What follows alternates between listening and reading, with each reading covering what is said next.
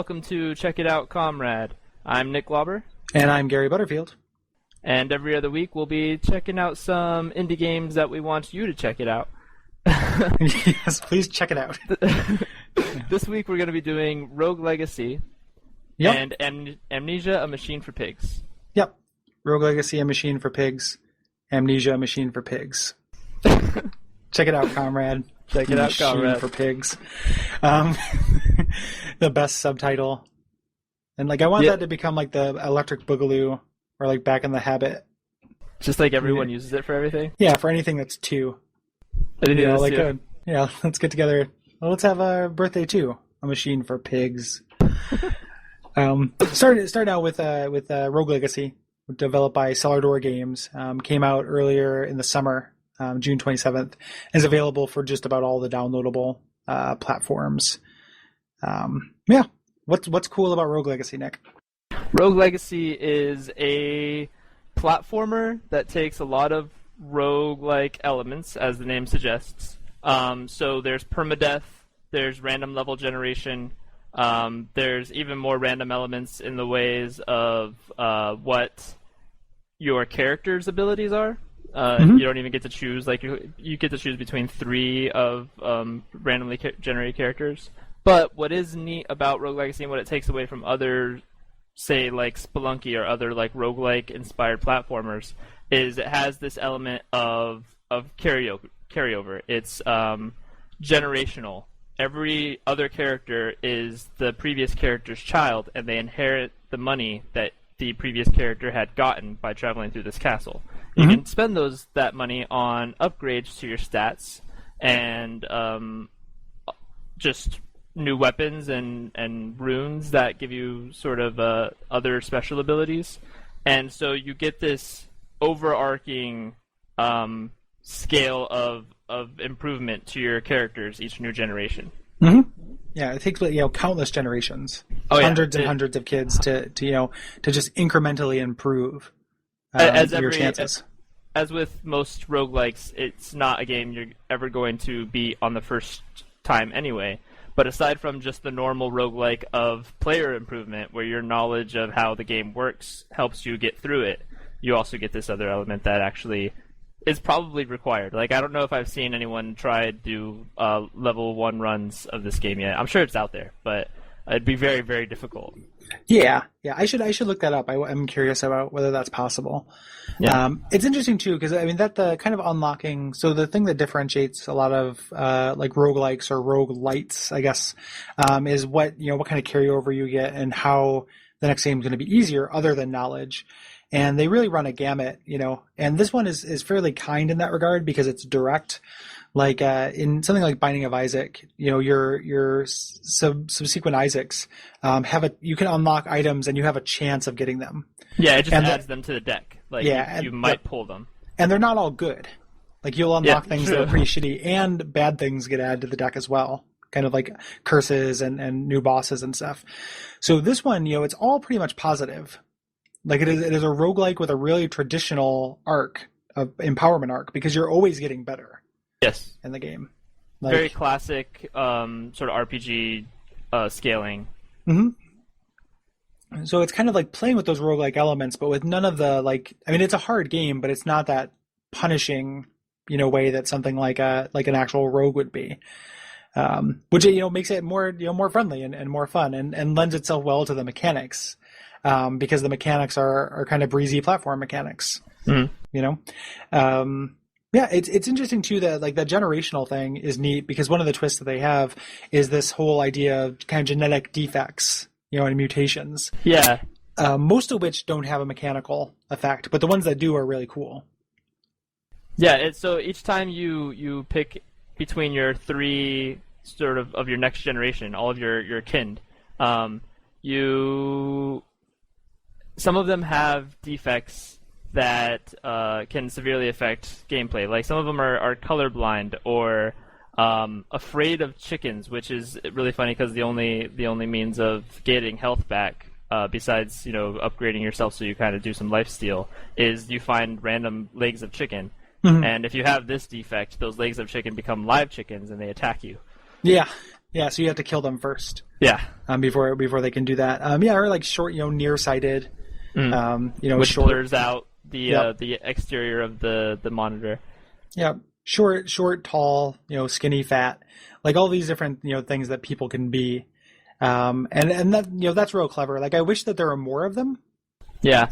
And there's going to be an update to this. Part of the reason why we chose to do this game now is that they're planning. They've announced that and they're planning an update. It's going to add a lot of content to the game. Yeah.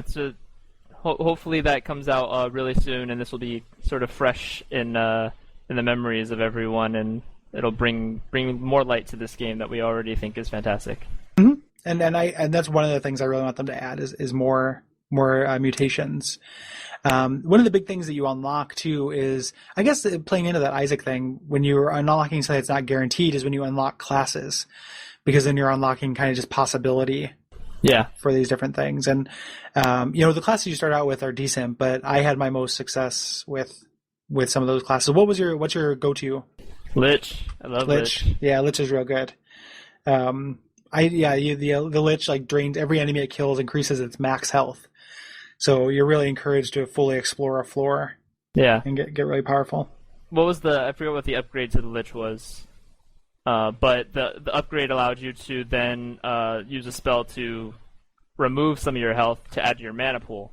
So then you could max out your health and then reduce your health back down to base and increase your mana pool instead, and then go attack some more enemies and try and increase your health pool again. Yeah. So you can get like tons of MP and HP. Yeah.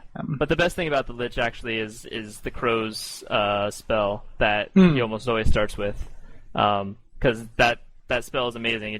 You pop it. It takes a lot of MP to pop, but when you do, it just sends out a bunch of crows that hit every enemy on the screen for a decent bit of damage, depending on how upgraded your magic damage is. And it can pretty much one-shot most of the easy enemies on the screen by the time you're a few generations in. So, yep, that's super good. I'm a big spell sword guy. Spell sword was pretty good too. I did enjoy spell sword. It was like their gimmick is that they get MP back whenever they swing their sword, so you can use magic a lot. Yeah. And the magic and like a lot of the just kind of hallmarks of the game take from Castlevania. Yes. So the magic they're kind of like sub-weapons, or I mean a lot of them are direct correlations to sub-weapons in Castlevania, like the axes and the daggers. Right. So the being able to get swing your sword at an enemy to get a sub-weapon back in Castlevania, if you think in those terms.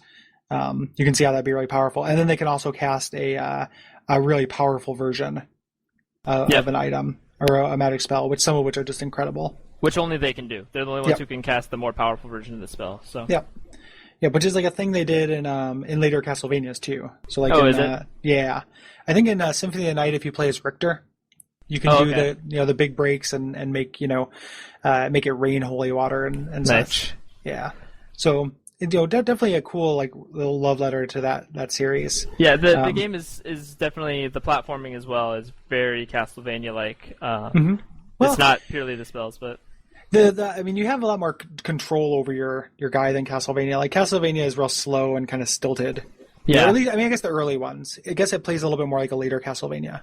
Yeah, I think so. And instead of having a whip, you have a sword, but it's the same sort of like directional and forward-facing short attack that is your primary attack. Yeah. If you think about like a Symphony of the Night or later, and even down to like the air dashing and stuff like that, like those kind of movement powers that you get in Symphony of the Night. It's not like a Castlevania 1 or anything like that. No. Yeah, it's much more sprightly. Symphony of the Night and past. Yeah. The GBA, the DSs, and all those. Yep. I really like how the way that the rune system works, where you kind of create a build for each run depending on what you're trying to do. So like there'll be like shitty weapons that don't do very much damage but increase your chances of gold, and there's a shitty class that does that too, like where you get more gold, and you can kind of outfit yourself in this like lousy equipment with this lousy class, but everything you get will every amount of money you get will have a lot of impact. Yeah. So if you're purely just trying to get some more money for a new upgrade, you can swap yourself out and aim for that. Yep. Do some mining, which is once I unlocked the Splunker class, that whenever he came up, I used him just to do mining. Yep. Yeah. And then you can do kind of certain classes for the bosses, of which there are only 5. Like they're just kind of the bosses of these different areas in this like constantly rejiggering castle. Yes. And once you beat them, that's it. You don't have to beat them again. Like the rest of the castle repopulates, but the boss doesn't.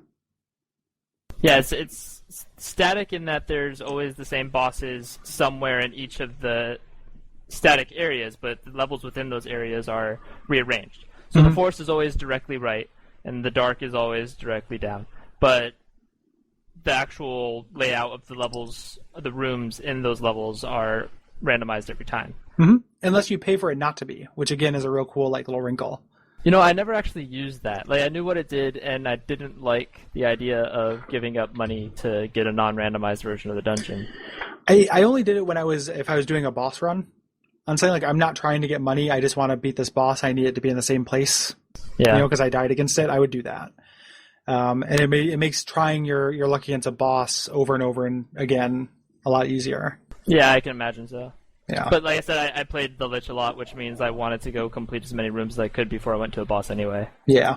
So Yep. I guess it played to my advantage to not know where the boss room was. Yep. Yeah, good game. Yeah, awesome game.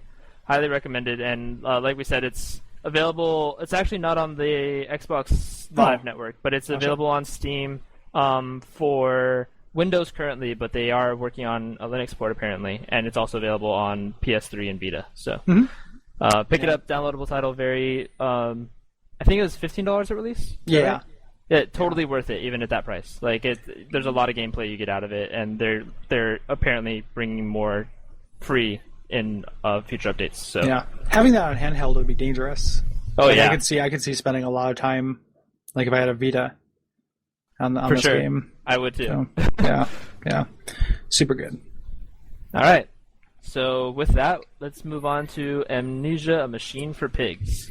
Yes. This game is a survival horror game made by the Chinese Room, and who made Dear Esther, and is published by Frictional Games, who made Amnesia: The Dark Descent. Yep. So, as we're talking about this, keep that in mind, that this is a Chinese Room game that is a spiritual successor to a Frictional game. Yes. And if which is very important. Yeah, if you played any of those games, you'll see the disconnect there. Oh, yes. Because it's not 100% disconnect. It's not like the guys who made Gears of War making the sequel to Gone Home or anything. Right. But they are, as I found in this, they are incompatible. They don't work real well together. So Amnesia, if you haven't played it, it's almost too scary to play. Amnesia is so good and so fucking terrifying, and is a distant, you play a survival horror game, it's about resource management and choosing your battles. You think about a Resident Evil or something like that, but Amnesia is super disempowering. Your resource, this is the first Amnesia, your only resource that you have is lamplight, and you have to hide from the monster, and you have no offensive ability whatsoever. They kept that in this, but stripped out a lot of the rest of it. So it's hard to. We're gonna have a spoiler space at the end, but it's hard to get too far into it without getting into some of those things. Yeah, we're gonna have to talk in broad terms here, but So I do want to say though, first of all, I did enjoy A Machine for Pigs, but not nearly as much as The Dark Descent, and I kind of dislike that it even has the Amnesia title. Yeah. It's the thing it stole, not stole, but the thing it uses is really just the engine of Amnesia, and then a couple of plot points and a little bit of some thematic stuff. Yeah, there's a couple plot connections. If you've played The Dark Descent by means of the orb, and it's not really too spoilery because it's told in very vague terms in both of the games. But if you caught on to what the orb was in Dark Descent, similarly that there's a orb in this one that is a corrupting figure in the storyline. Yeah, if you like games with orbs, you will like this game. You will like this game. Yeah, so if you're into orbs. So just to talk in general terms about the gameplay a little bit. So it is a first-person game where you don't have any weapons. All you have is a lamp. They did away with the means of keeping your lamp lit, the tinder boxes, from the previous game. You just have a lamp that lasts forever now. But you're mainly wandering around through a fairly linear game, performing fairly easy puzzles. So it's a mostly storyline, walkthrough style game. which is very similar to the Chinese Room's previous game of Dear Esther. So, like I said, keep that in mind highly when playing this game. Yeah, it's not. Yeah, because and it's all the changes in that gameplay come from reduction, like not really from addition. You know, so like them getting getting rid of the tinderboxes, getting rid of the inventory, necessitated simplifying the puzzles, pretty much down to the state of non-puzzle.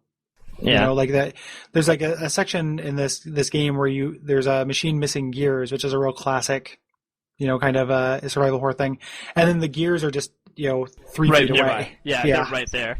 It's not a puzzle. Like it's just, I don't even know what you would call that. It's just minor blocks in your path. Yeah, it's just slowing you down. Yeah. Most of it, and similar to, whereas Dear Esther would read to you, just kind of passages from a poem in random order. This one you find actually, it's a little bit like Gone Home, where it's an epistolary. Like you're finding, you're finding letters and journal entries. Yeah, there's little bits of sort of audio clips that will just come in at various points in the game, but the majority of the story is told through just found messages. Mm-hmm. Yep. And the basic terms, like you're a guy named Oswald Mandis. You wake up in a mansion and you're looking for your kids. That's all you remember. That's all you remember. Amnesia. Like that's where the title comes from. Yep. All you remember is you're looking for your kids. Yeah. You have the titular amnesia. And most of the game, so there's very little gameplay to it to discuss. Like you make your way through these kind of set pieces and get the story unfolded for you. Amnesia, one of the big gameplay mechanics in that was kind of one of pursuit. Was being trying to stay away from a threat that you had no ability to deal with, and they revisit that a little bit here, but very rarely. And it's almost never really a threat. Like the veil is very thin as to the fact that it's not like in Dark Descent. You could get hit by the monsters and it would have a slight negative impact. Again, here there's kind of a very minor negative impact when you get killed by something, but there's also sort of these just set piece portions where it tries to make it out like you're being chased, but if you end up not hurrying at all, it doesn't actually affect anything. Like it's meant to sort of make your heart race and try and get you to finish what you're doing a little bit faster, and there isn't actually any negative to not doing so. Yeah. It's not. It has. If it's you can't even say it has its feet in both Frictional and the Chinese Room. Like it's leaning its weight firmly in the Chinese Room. In that respect, so, yeah. Like they are not interested in a play experience so much as telling the story that they wanted to tell. And whereas like the thing with Dear Esther, which I really enjoyed, is that's the game that's on far enough on the narrative play spectrum to where I struggle with like why it has to be a game. Yeah. That's the point. Like anything, I'm very generous in that respect. Like, I like Gone Home is a game, The Walking Dead is a game. I will, I think the interplay, like what you're doing is very important to what that game's trying to express. Dear Esther, I'm not as sure about. I like it as an experience. Yeah. But it doesn't feel very much like a game. This is a little bit more gamey, but not very much at all, which isn't a deal breaker, but I agree. Yeah.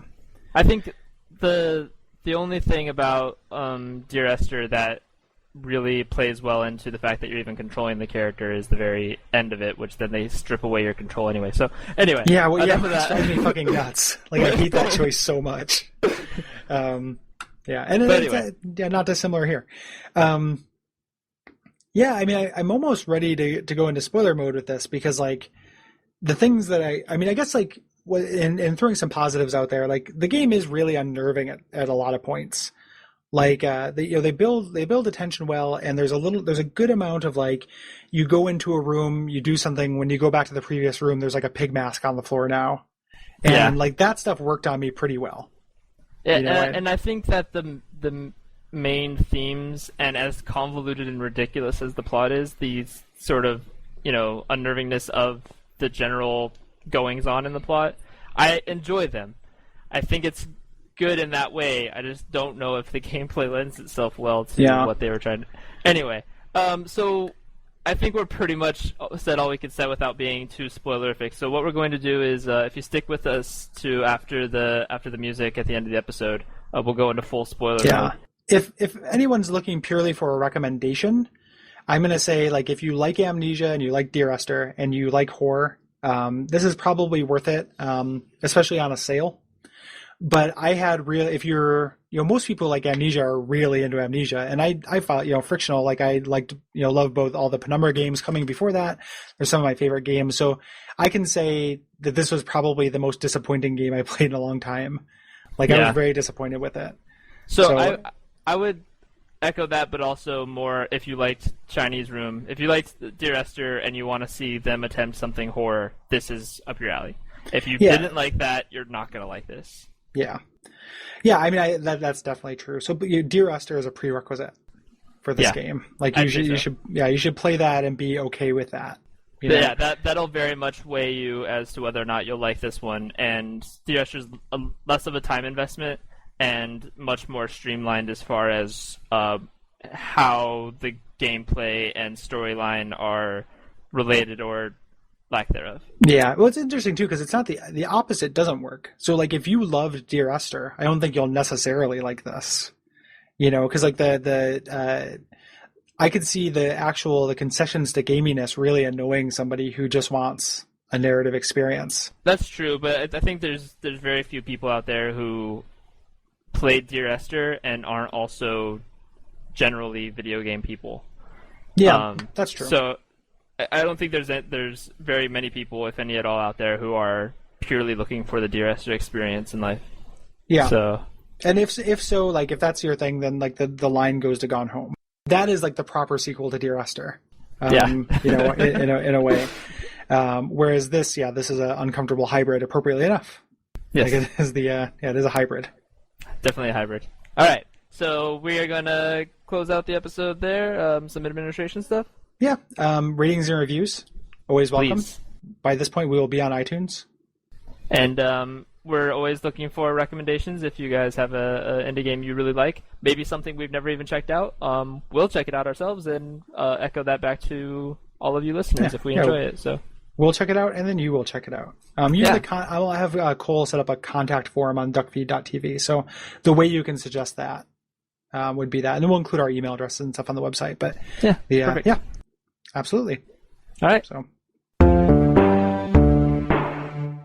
So if you are planning to play A Machine for Pigs, stop the recording now. Because we're going to talk a little bit about the individual plot beats and some of the things that some of the plot beats we have to talk about. For me, at least, like some of the things that didn't work for me, and some of the things that did. But that since the game is so much about just experiencing it, uncovering it piece by piece, it's very spoiler sensitive. Like, kind of knowing that these things happen, I could see ruining it for you. So proceed at your own risk. Agreed. So I think, Gary, as soon as I beat the game, you already went ahead and had some comments to say about it. So go ahead and echo those, and we'll respond in kind on air.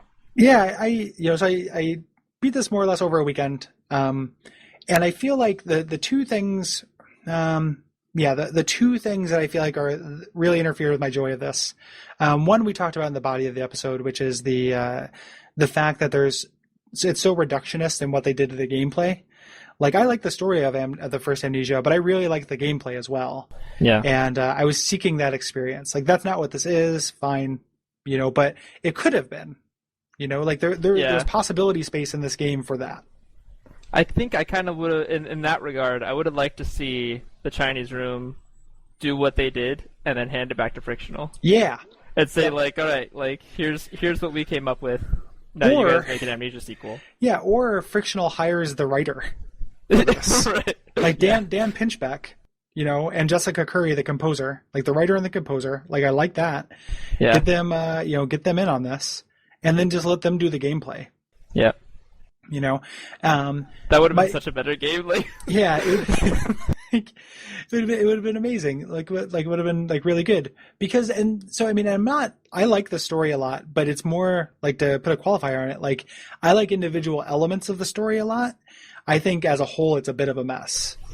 And I totally agree with you, and this was the main point I wanted you to bring up. I I agree that there's like a ton of different main elements that all themselves could have been easily their own story and worked fine. Mm-hmm. Which was a comment you said about it earlier. But I also like playing Dear Esther, it being this like three-tiered, multi-generational people exploring this island, all convoluted and mixed up, and you can't quite make peace of what is what plotline. Mm-hmm. Kind of lends itself to that experience. It's like I'm on this weird island. I'm, finding out little bits of these weird stories, and I can't make heads or tails of exactly what's going on. But then you start slowly thinning it out to just the most recent guy by the end, and that like works out really. I think the arc, like the sort of waveform of that game, works out really well, and I think that could have worked well in Machine for Pigs. There being all these like weird individual elements of the fall of Mandus could have been really cool, but they ended up just leaving it convoluted and never really thinning it out. Well, they were by nature convoluted by the story they were trying to tell, because they didn't have a separation. Like, so the doing the different generations in Dear Esther is really important because they're kind of separate stories. But in A Machine for Pigs, it's all the same story. So all of those things are not layered on top of each other. They all exist on the same line. So like when you think about the actual machine itself and like what the plan is, or what and well, there's two parts of this. So one of it is that everything exists towards one end, which makes it seem kind of ridiculous. The other being a genre thing is that because it's a horror game, there is an antagonist, and you start thinking in those terms. Because it's borrowing, like it wants to borrow the trappings of the horror genre for when they want to use them. So they want to have ghost kids and spooky attics, but they want you to just think like time is timey-wimey and that anything can be anything. And it doesn't really work. So like, you think about the machine itself, like what is the machine's plan? Like what does the machine do? Like I like the idea of a machine that exists to increase its own size, like a sentient machine that kidnaps people in order to make pig workers to make it bigger. Yeah. I'm into that. However, its goal is also to have this like ridiculous kind of doomsday alarm that puts pneumatic pistons up to the city to make pigmen just kind of destroy this village. And they're talking about that in the same terms as like ending the world. Like we need to stop, like it's a lot of anxiety about the turn of the century. A lot of, and it's all like, okay, but so that's not going to really do anything. Like there could be an army of pigmen, but there's also many armies of regular men. Right. Around there, so it seems kind of ineffectual at that point. And then there's this whole like atomic bomb parable. Yeah. Like the machine's building an atomic bomb. It's going to split the atom. Like which is it? If it's splitting the atom, why does it need the pigs? If it needs the pigs, why does it need to keep getting bigger? It just unnecessarily. It's like too many plots in one spot. It's a ton of plots, and that's not even all of them. Like there's also exactly. Mandus himself. Being split by the orb into actual two, physicalities, if not physicalities, then like spiritual elements. Yeah. One of which is driving the machine to an extent and is contacting you on the phone. And there's the kids who. Yep. Yeah. The kids who like if you don't know that those kids are dead. Like, from the moment the game boots up, I don't know what to tell you. Right. Like, it is not, like... When I talk about it borrowing things from, like, horror tropes and wanting to be, like, kind of taken at face value in some things and not in others, like, you can't play this as if it's going to be... You have to subvert that somehow if you're going to make it this obvious, Like, we know this is a horror game. We know that kids, like, with ghostly voices in the attic, like, those kids are already dead. The game is called Amnesia. Like, it's just too easy to... Like, I don't try to puzzle out games before I play them. Like, I'm not like, I'm going to figure out the plot twist. But it was too easy to. And the game never gave me any credit for my intelligence in that regard, And then the whole idea of him murdering the kids because he saw these visions of, like, the horrors of war. Well, the horrors of the 20th century, essentially. Yeah. Like, the orb showed him the future, which, although led him to be able to advance technology within the machine far beyond that of the 19th century technology that it was, Industrial Revolution technology that it was previous to that, it also made him fear for his children being born into that world. So he killed them in a Mayan sacrificial way. Yep. I think it's ridiculous. And why did it? It's like he's got anxiety about the horrors of war, so part of his soul creates the greatest weapon of war that's ever known that is just going to perpetrate those horrors. Like he's not preventing anything. He's just speeding it up. I felt like the machine wanted to not like kill people, but bring people in as these pigs. Yeah, I mean, and that works. Like if the idea was just to turn everyone on Earth into a pig, which is like pretty silly, and an elevator pitch like sounds pretty silly. But then it doesn't rectify with the nuclear bomb. Right. Part of it that's definitely happening. Like I just had this weird idea, like feeling that every possible menacing idea that the writer had went in. Right. And it desperately needs an editor. Yeah. Like so badly. Like yeah, I'll agree with that. And then but on the other side, so if to talk about the praise, like I didn't totally dislike the game. So there are elements of it. Like I love the scene. My favorite part of the game is when you were in the kind of the living quarters of the pigs. Mm-hmm. Like that's so good. Like the ecology of these and stuff. Yeah, and them just kind of like playing with blocks and just living, and all the signs about how they can't fornicate. Yeah. Around them. Like it is very interesting. Like I like the idea of that really scary, really creepy little world that they've created. Like a nice ecology there. Visually, and sort of even to most extent, the level design, like going deeper and deeper into this machine, is actually fairly decent. Mm-hmm. Like that's definitely not terribly done. It's just sort of the mixed opinions of how they wanted to do gameplay elements and the fact that the story didn't have an editor that really like shadowed the downfall of this game not being as nearly as well received as Dark Descent was. Which Dark Descent is still like one of my favorite games ever. It's so good. Yeah, and that not just. And then we talk about visually, like there are other problems with it in that those pigs that look like I love looking at them when they're pathetic and sad, don't work to me as a threat. Really, like I wasn't very scared of the pigs, especially when you run into fucking Mecha Pig at the end. Yeah, like the electric Tesla Pig boss fight, which is like what is so misguided. Like if you don't know how to make a game, like don't try. Yeah, like don't try to ape what you think a boss fight might be. Unless that was like pressure from someone, but. The way that came out as like a boss fight, the room with like the two of them in the terminals, like for me was so instantaneous as to what should happen that I never had any problems with them. Like as they were spawning in or whatever, I turned off the consoles. They managed to chase me for a little bit, but it was not scary. Right? It was a little bit tense because a thing is chasing me, and I have no ability to fight back. But I'm just like, oh okay, and they just look silly. Yeah, like the electric ones. They're like Dynamo from The Running Man. Like, it just, I don't know. I just like, okay, I gotta turn off these things. The other fucking side of, like, that Tesla Pig thing is the, like, return of the water monster. Yeah. That had its own story, like, line way of, like, pigs being interdimensional. Like, what the fuck is going on? Everything is pigs. It can't just be a monster we want to bring back because, it was the best part of Amnesia.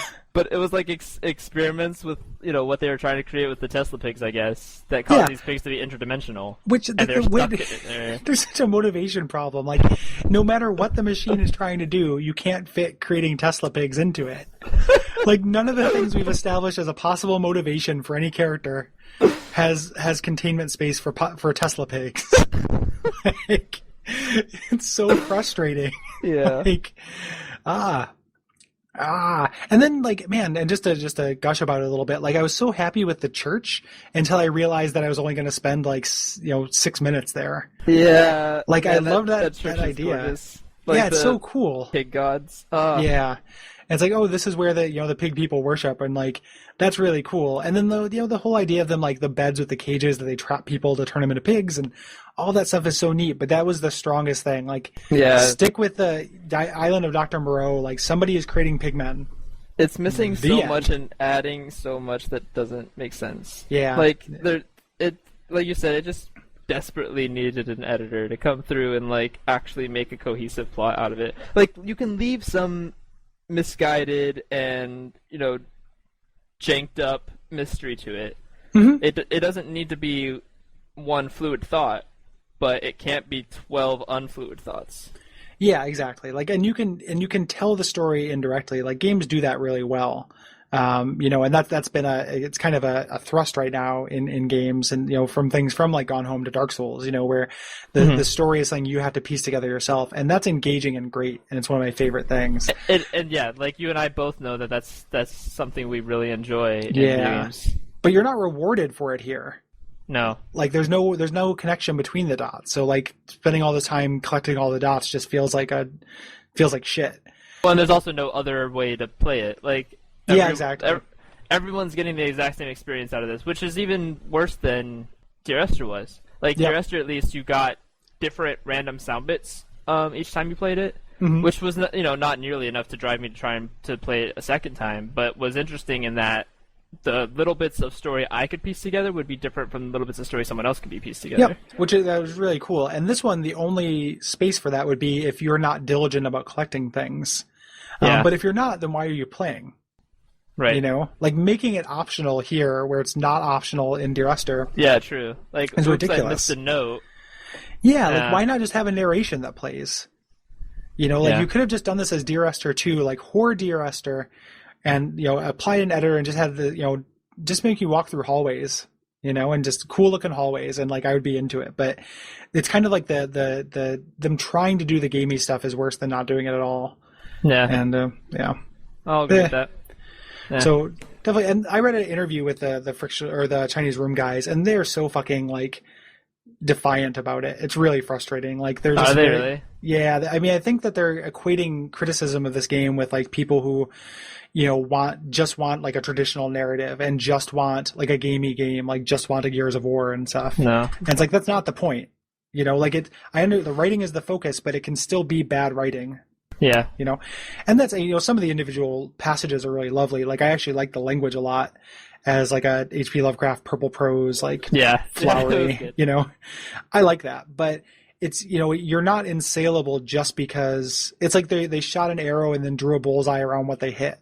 Yeah. Yeah, I agree. So, all right, so Chinese Room, and any of you guys are listening to this, we didn't dislike the game, but you did some things wrong. Yeah, there are some things I liked, some things I didn't like. I'm still interested in you. Like, I want to play Everybody's Gone to the Rapture.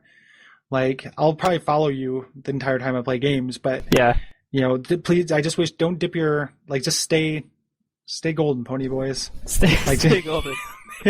stay on your own. Like, don't dip into my favorite franchise. I agree, and stick with like what you do. If you're not gonna go into gameplay puzzling mechanics like wholeheartedly, then don't do it at all. That was the thrust of that interview. Was like, we're never gonna do that.